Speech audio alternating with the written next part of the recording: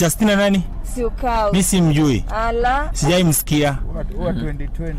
Huyo Madam Johnny. Hi guys, welcome back to my YouTube channel, and please, before watching this video, remember to hit that subscribe button. So guys, today we will talk about the story of Justina Siokau and Ringtone. Justina has been saying that she is really in love with Ringtone. Then after Justina said this, Ringtone went ahead and responded to this. And this is what he said.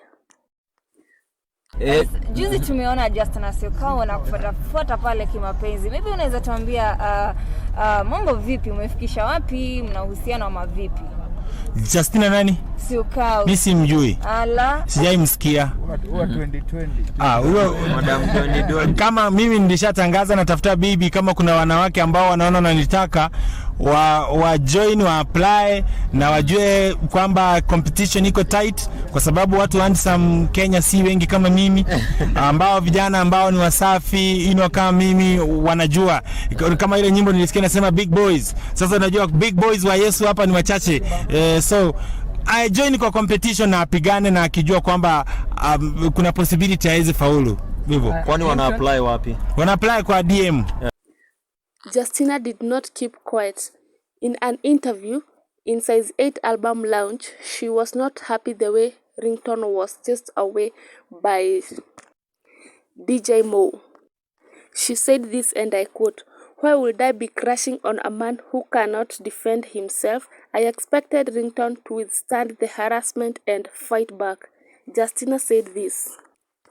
This shows that Justina has already given up on Ringtone.